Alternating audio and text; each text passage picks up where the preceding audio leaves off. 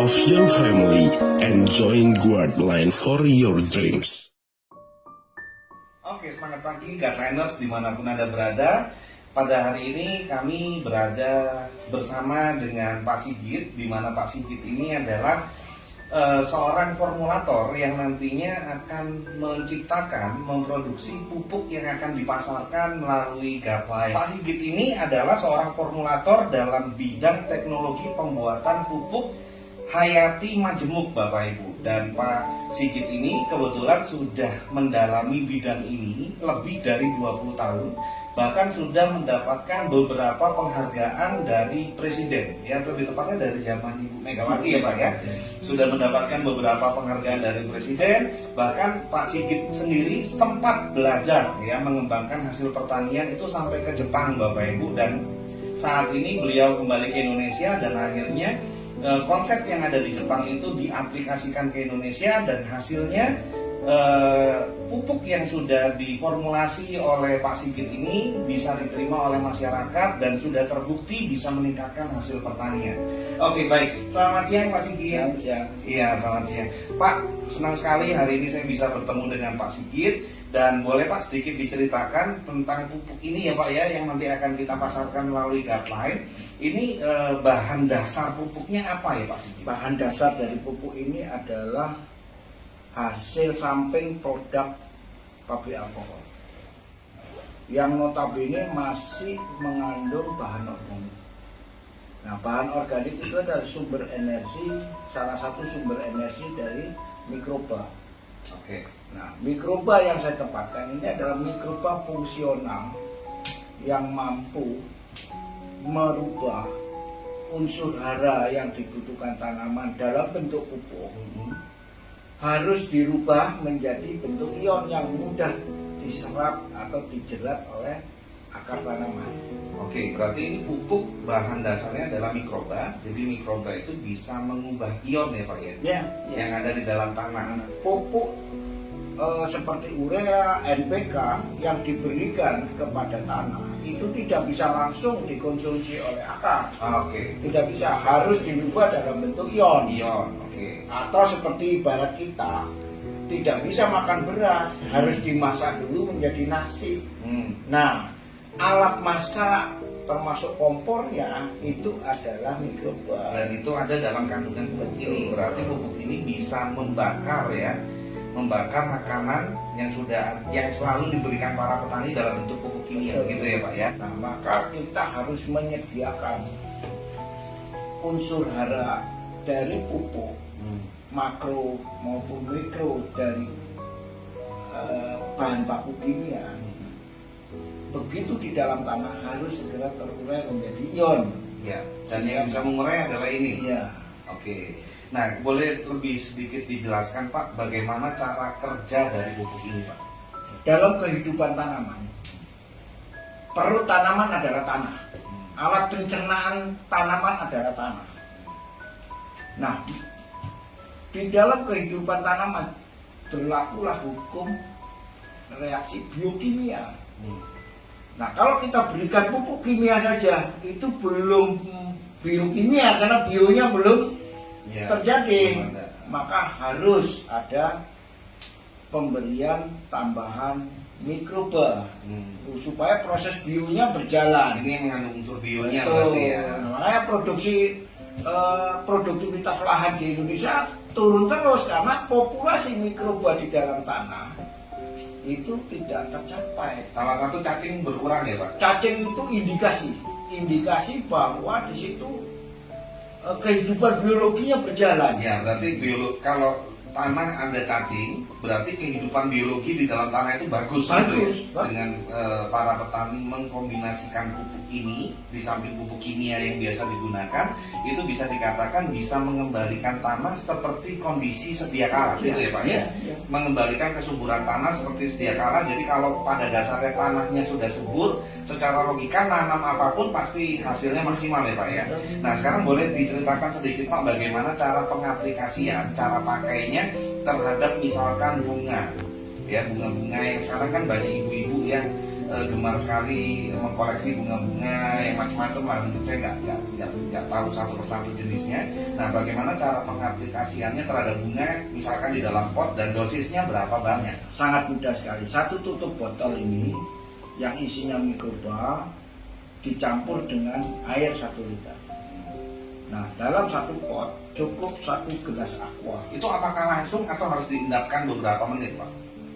Lebih baik memang diinapkan ya, Inapkan? karena ini ternak sifatnya. Oke, berarti kalau inap berarti 1 malam ya? 1 malam, bisa 2 malam, bisa 3 malam. Jadi Lebih ini bagus. ternak, Pak. Jadi Oke. semakin lama kita menyimpan, maka maka populasi mikroba juga semakin banyak. Berarti lebih baik dicampur dulu, ditaruh di ember, didiamkan dulu semalam 2 malam, baru diaplikasikan ke tanaman. Itu jauh lebih efektif. Begitu ya Pak ya. Dan tadi kalau misalkan untuk tanaman, misalkan ada ibu-ibu yang suka memelihara bunga, misalkan ada 5 pot.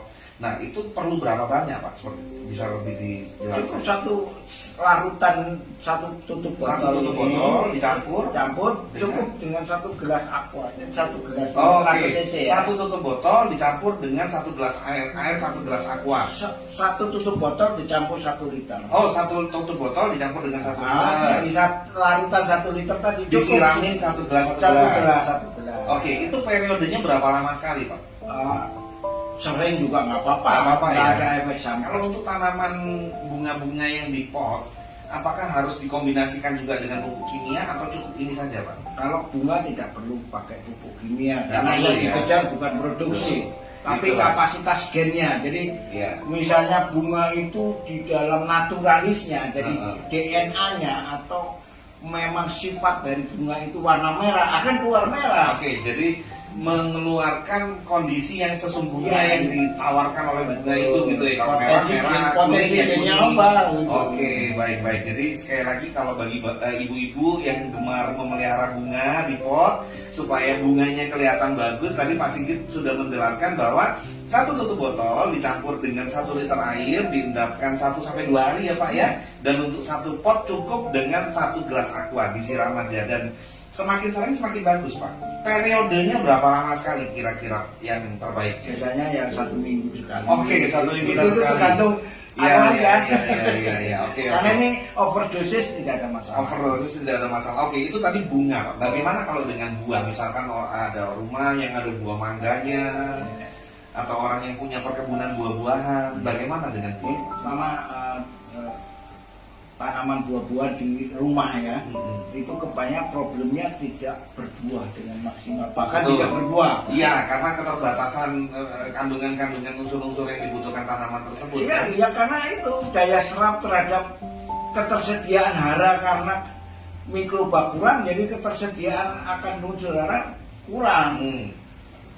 Apabila itu kurang, bisa saja tidak keluar bunga atau keluar bunga tapi sebelum ada perkawinan untuk menjadi buah itu gagal karena rontok dulu. Ya, itu kan secara teknisnya Pak. Maksudnya secara konsepnya. Nah, yang saya mau tanyakan ke Bapak dosisnya Pak. Oh, dosisnya tergantung. Misalkan ada satu rumah terus ada ada pohon mangga di rumah tersebut. Untuk 1 pohon mangga apakah sama pengaplikasiannya seperti bunga di pot tadi? Beda. Jadi kalau tanaman keras itu sini TM dan TBM dan TM, tanaman belum berbuah dan kalau belum berbuah, misalnya durian masih di bawah umur 4 tahun, ya cukup setengah liter larutan. Nah itu nanti aplikasinya kalau TBM itu kira-kira 5 liter di seputaran pohon. Seputaran pohon, kalau ini pohonnya di sini berarti di sekeliling pohonnya apakah ada jarak perhitungan harus berapa meter dari ini pohon Pak? Yang paling efektif itu kanopi daun. Jadi ini pohon, ini batang utama, ini daun. Nah ini namanya kanopi daun. Ya, diambil setengah meternya? Enggak, ini pas lurus dengan Oke, pas ujung daunnya? Pas ujung daun.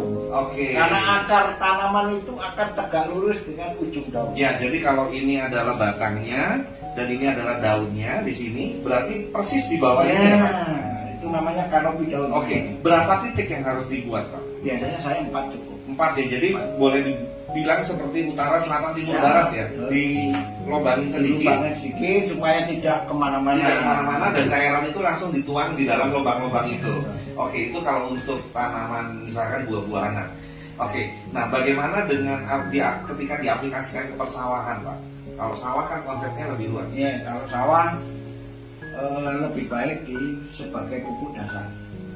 Jadi setelah pengolahan tanah terakhir, Masa pratanam ya, Pak? pratanam ini. Nah, sebelum tanam pokoknya. Ya, masa pratanam itu adalah kurang lebih 3 hari sebelum tanam, Bapak Ibu, ya. Ya, itu baru dikocor.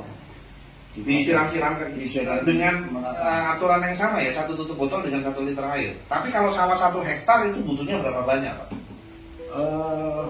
Prinsipnya gini.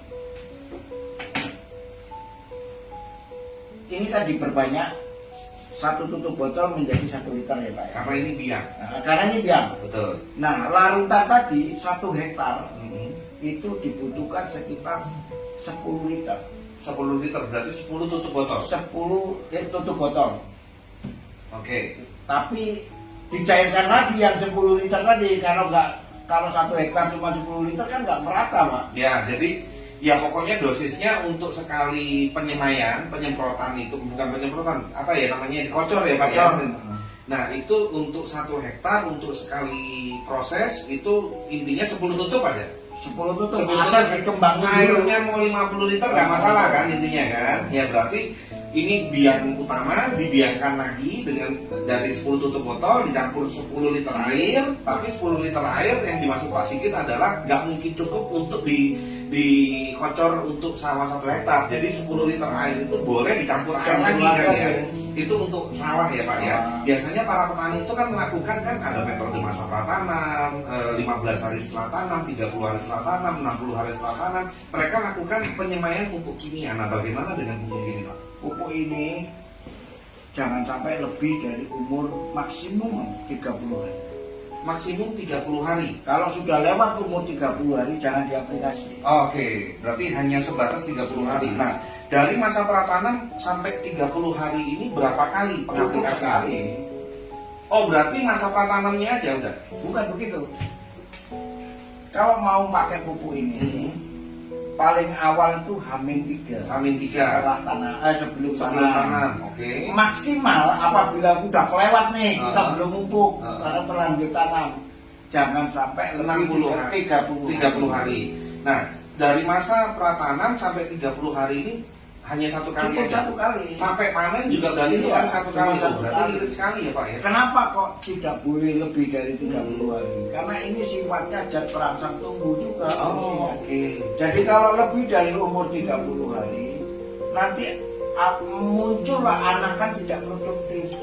Ada yang barep, ada yang ragil. Oh, jadi tidak Merata serentak.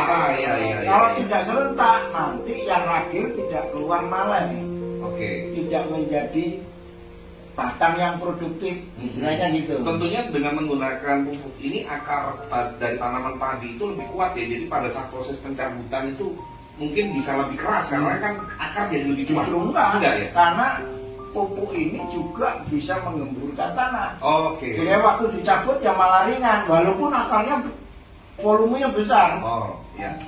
Oke, baik. Jadi pupuk ini yang tadi disampaikan Pak Sigit untuk diaplikasikan ke tanaman. Jadi kan tentunya Bapak Ibu kan mungkin di rumah ada tanaman-tanaman hias, pipot, bahkan mungkin tanaman itu harganya ratusan ribu bahkan jutaan. Anda bisa menggunakan pupuk hayati ini ya, dimana pupuk ini bisa benar-benar mengembalikan sifat dasar dari tanaman tersebut. Apabila tanaman itu yang dibutuhkan adalah daunnya dengan warna merah, maka daunnya akan memerah. Dibutuhkan bunganya, maka dia akan mengeluarkan bunganya dengan maksimal ya. Sesuai dengan genetikanya, di mana tadi sudah dijelaskan dengan 1 tutup botol dicampur dengan 1 liter air, diendapkan 1 sampai 2 malam, kemudian Bapak Ibu hanya cukup dengan menggunakan dengan gelas aqua untuk menyiramkan kepada 1 pot ya Pak ya, 1 pot 1 gelas aqua. Dan mungkin juga ada Bapak Ibu yang di rumahnya, di pekarangannya, misalkan tiba-tiba ada pohon mangga, pohon nangka, pohon rambutan dan lain sebagainya. Itu juga bisa menggunakan pupuk ini dengan kondisi yang sama, 1 tutup botol dicampur dengan 1 liter air, diendapkan 1 sampai 2 malam, tetapi dalam proses pengaplikasiannya harus memperhatikan lebar daunnya. Ya, betul ya Pak ya? Kanopi daunnya. Jadi kita harus membuat 4 lubang utara, selatan, timur, barat sebesar kanopi daun. Ya, di lingkaran luar. Di lingkaran luarnya ya. Kanopi daun. Bikin 4 titik, 4 lubang, kira-kira sedekah cukup ya Pak? Cukup. Untuk menyiramkan pupuk yang sudah dicampur air tersebut. Nah, kenapa harus dibikin lubang? Supaya pupuk itu bisa langsung menyerap ke akar-akarnya dan tidak kemana-mana. Dan apabila Bapak Ibu yang mau mengembangkan ini di bidang pertanian, itu seperti yang sudah dikatakan tadi, untuk sawah 1 hektar membutuhkan 10 tutup botol dicampur dengan 10 liter air, tetapi untuk pengaplikasiannya itu harus dicampur dengan air lagi yang lebih banyak supaya bisa merata ya Pak ya, satu lahan ya.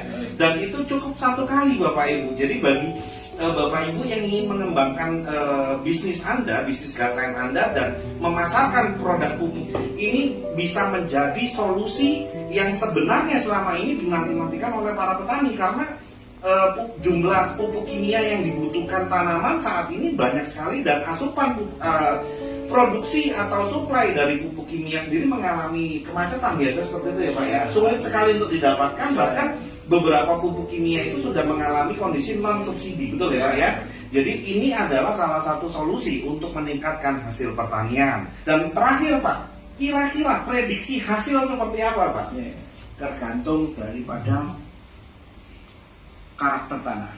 Jadi pupuk ini lebih magic show, artinya peningkatannya lebih dramatis kalau lahannya marginal. Lahan marginal itu lahan yang tidak subur. Oh, lahan tidak subur hasilnya Itu bisa lebih bagus. Apalagi lahan yang dalam kondisi belum rusak ya Pak ya. Kalau subur malah kenaikannya tidak sebesar kalau yang tidak subur. Iya, karena kan orang pasti kaget lah selama ini Iya. hasilnya mungkin 1 hektar cuma misalkan sawah cuma 2 ton. Iya. Tiba-tiba pakai ini bisa jadi 4-5 ya. Ya, tergantung kapasitas gennya, karena ini Gitu ya. tidak menggeser, tidak memperbesar dari kapasitas gen. Tapi harusnya dengan menggunakan pupuk ini bisa meningkatkan hasil ya Pak. Otomatis pupuk ini Pak mampu meningkatkan kualitas bulir. Waktu diselek, waktu dibawa ke pabrik beras, brokennya sedikit, maka bisa menjadi beras premium.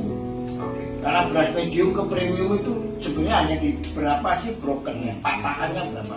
Nah ini mampu membuat bernas, sehingga rendemen dari gabah kering panen menjadi beras itu akan meningkat, biasanya cuma 52%, ini bisa sampai 68%. Ini pengalaman saya. Ya, intinya bisa meningkatkan hasil lah ya.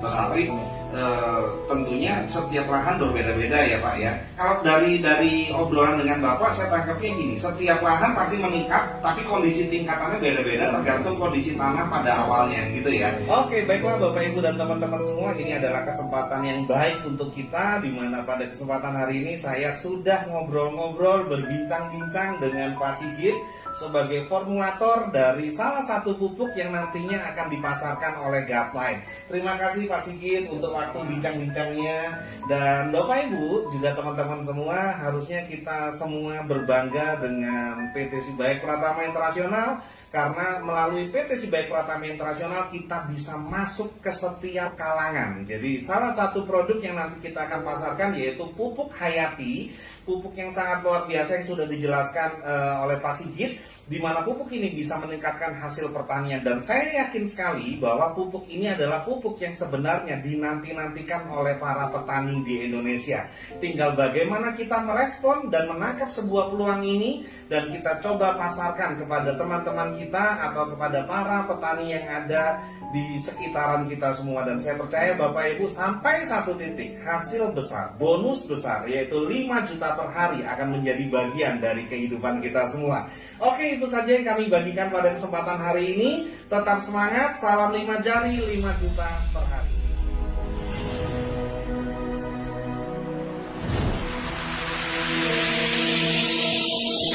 PT Sibaya Pratama Internasional.